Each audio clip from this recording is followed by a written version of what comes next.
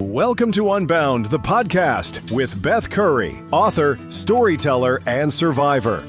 This is where books meet real life, where Beth reads chapters from her work and breaks free from the traditional audiobook format, diving deeper into the personal experiences, lessons, and liberation behind every page. Nothing is off limits. Let's get unbound. Hey there, welcome back to Unbound. I am your host, Beth Curry. So today I'm switching gears a bit. This is one of those through the fog chapters where I step back from the narrative and just kind of lay out practical information. I got feedback from the last two, and it was suggested the final two from the book. I just do an episode recapping the important shit instead of reading the full chapter. Works for me. Absolutely works for me.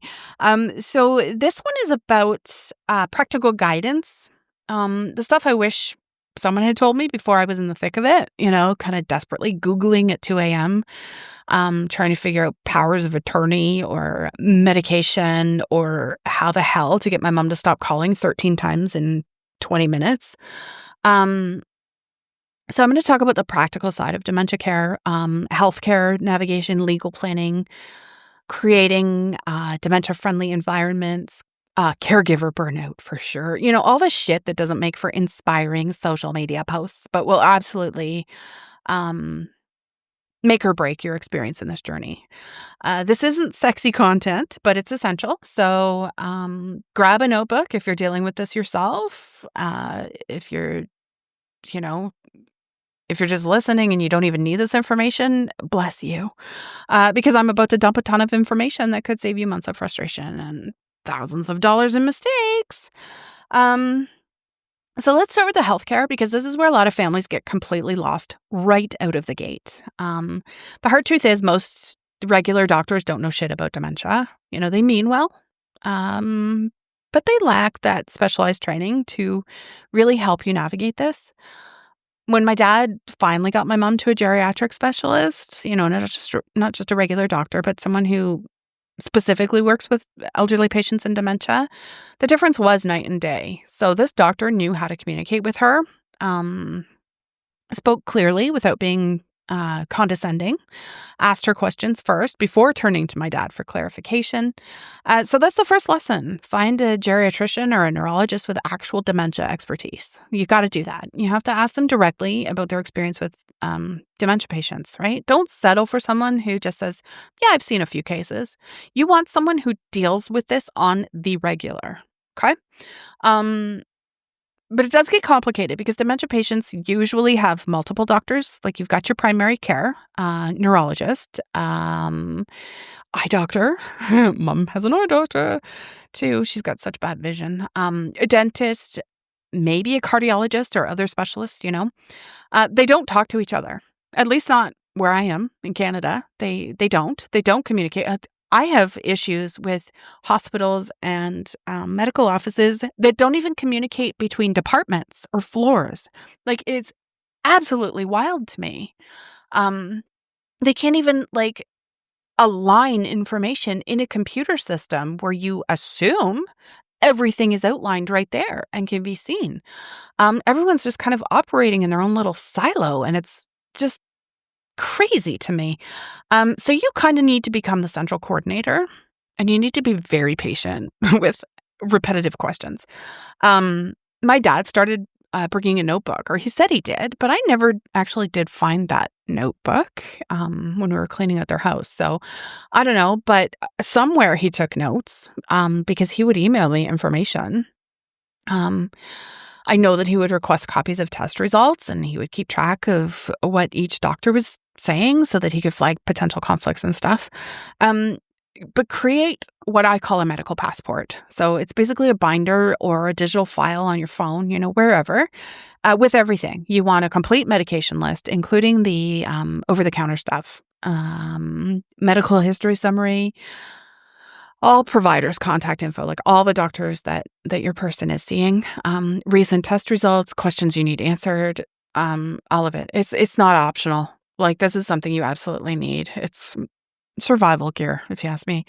When the neurologist prescribes something that might interact badly with what the primary care doctor prescribed, you need to catch that. The system won't catch it for you. Actually, you know what? That's being completely unfair to pharmacists. God bless these people. Like, seriously. They know they've got it. These people are heroes, in my opinion, in my world. So yeah, like talking about them, talking about medications, this is where things can go dangerously wrong. My dad tried managing my mom's pills with one of those weekly organizers. Like I use them for all the vitamins and shit that I take. But that's different. It worked fine at first, but as things kind of got more complex and multiple medications started coming into play different times, some with food, some without. Like, it was really overwhelming to my poor dad. But what saved them was that blister packing from the pharmacy. So most pharmacies offer this service where they kind of sort all the medications by dose time and seal them individually. You just pop out the packet for Monday morning or Wednesday evening or whatever, and you're done. Like, there's no chance of mixing anything up. My dad told me this was a total game changer for them because it took away the constant anxiety that he might screw up and hurt her. He didn't want to do that. So if you're managing medications, ask your pharmacy about this. It's often covered by insurance. It may even be free. I'm not 100% sure in Canada, US, wherever.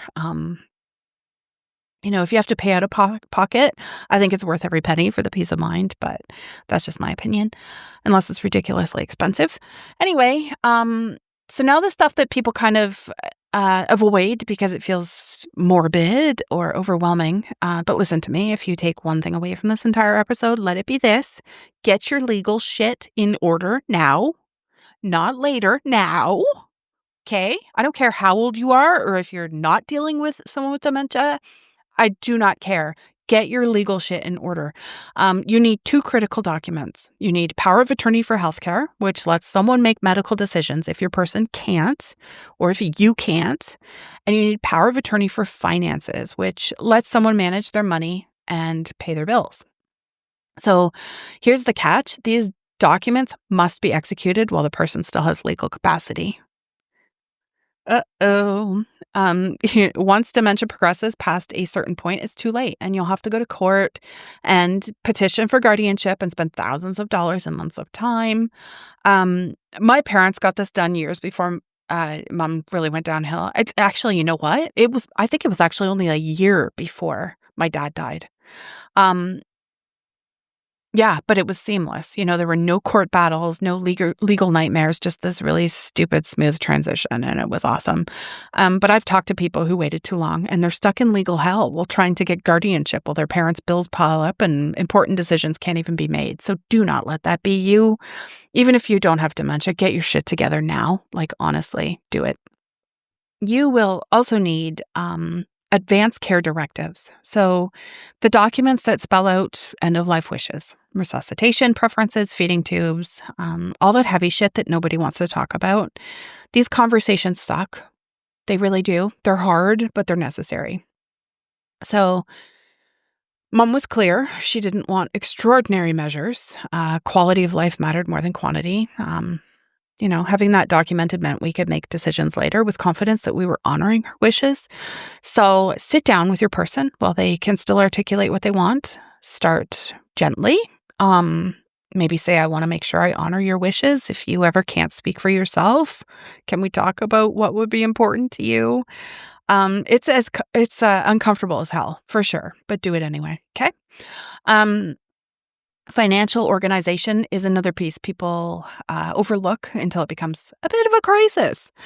So if you can, consolidate accounts where possible. If you can set up automatic payments for recurring bills, create a complete inventory of assets, debts, account numbers, passwords, everything.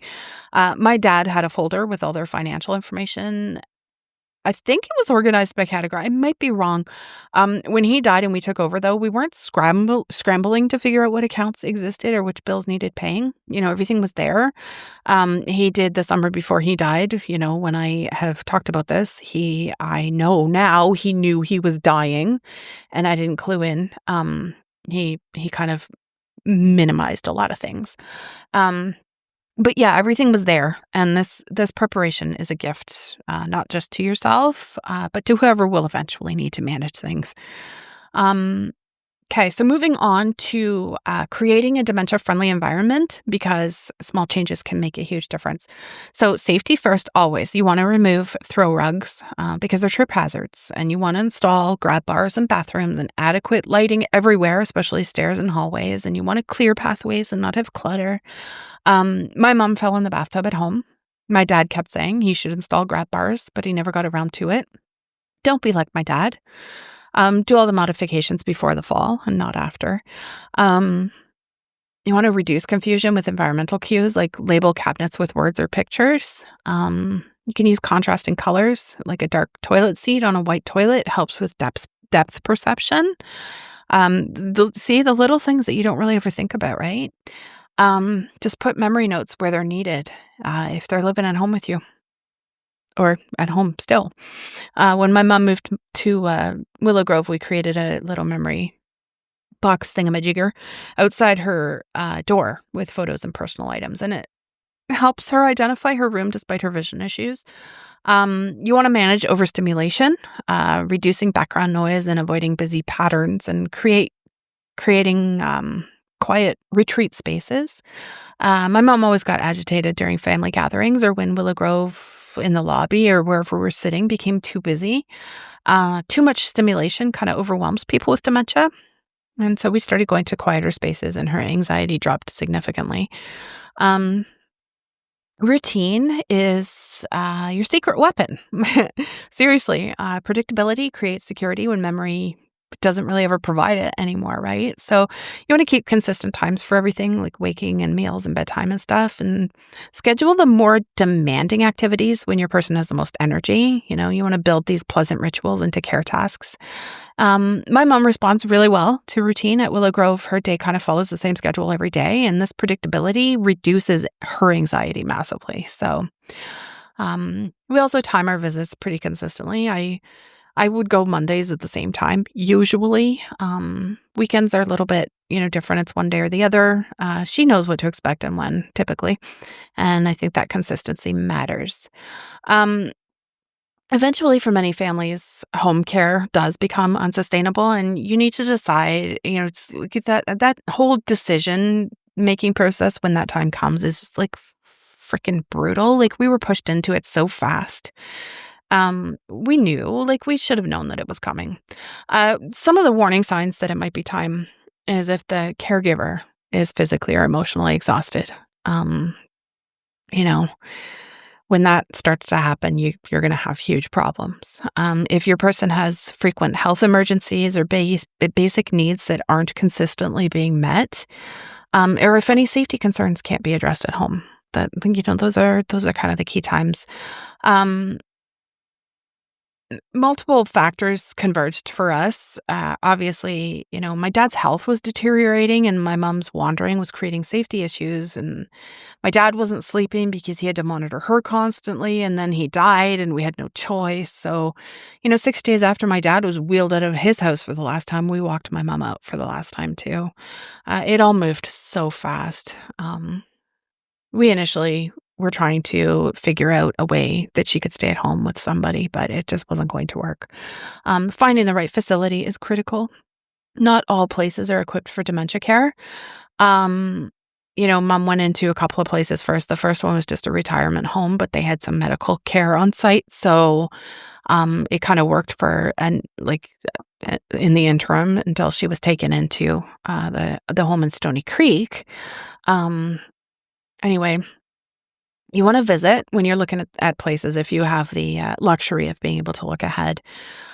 Visit at different times of the day, especially at meal times, because you want to watch how the staff interact with the residents. You want to ask specific questions about dementia care approaches.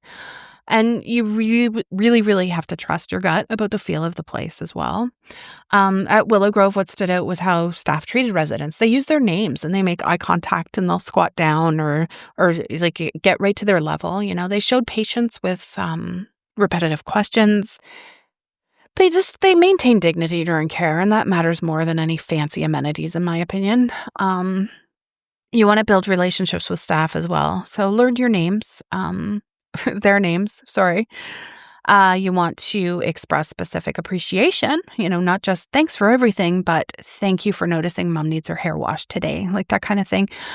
These relationships are invaluable when you need to raise concerns or make specific requests.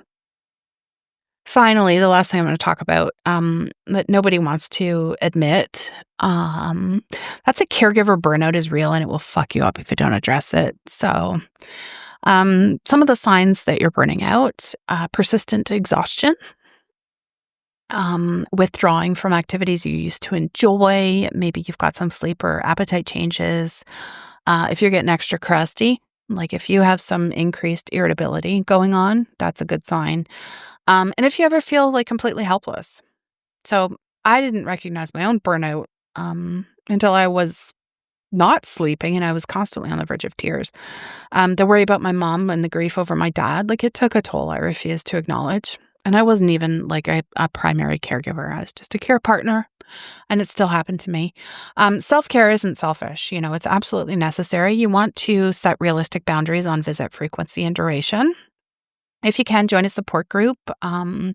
Maintain your own healthcare appointments. You want to schedule respite care. You can even journal to process emotions. You can start writing books or do a podcast or, whatever works for you. After my dad died, my visits with my mom sometimes stretched to all-day affairs that left me emotionally destroyed for days, like insanity. And when a friend, said to me, "You're running yourself into the ground. It's not going to help your mom or you or anyone," he was right. So learning to limit visits to sustainable lengths was one of the hardest adjustments I made, but it was necessary. You also want to accept help when it's offered. Like this might be hard to do, but you want to keep a list of specific tasks others can help with. Like if someone says, "Let me know if you need anything," actually tell them something concrete. That's the hardest thing to do. It's the worst question. I hate it when someone dies or when you're in a situation where you will need help. When someone says to you, "Let me know how I can help." I'm sorry. I can't think of that right now. I'm in the middle of hell. Like, just do something for me or just tell me what you're going to do for me. Or in this case, like I said, be prepared, have something concrete ready. Like, could you visit with mom with me or could you bring dinner over? I used to say we're fine even when we weren't because like I said, you can't think. Learning to accept help made everything a lot more manageable. Look, I know this was a lot of information. Dense, practical, not particularly inspiring or fun to listen to, but this is the stuff that will make your journey through dementia care either manageable or a complete nightmare. The legal documents, the healthcare coordination, the environmental mods, the routine, the boundaries.